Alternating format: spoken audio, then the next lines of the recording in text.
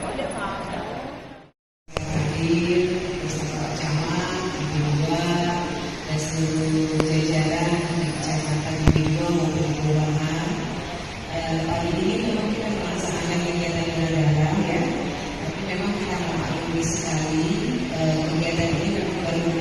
kita mulai jam 8 pagi ya, dan kita memang berharap sekali bahwa kegiatan daerah ini bisa diikuti oleh seluruh RT, RW, khususnya di Kecamatan Bimbo, dan nanti diharapkan juga ketua RT, ketua RW membawa 2 orang, tapi memang karena aktivitas dan sebagainya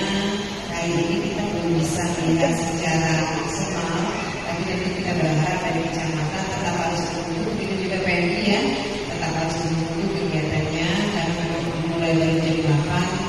kita bisa memahami mungkin warga masih banyak melaksanakan aktivitas, tapi pada intinya kehadiran kami di sini adalah untuk memberikan semangat dan juga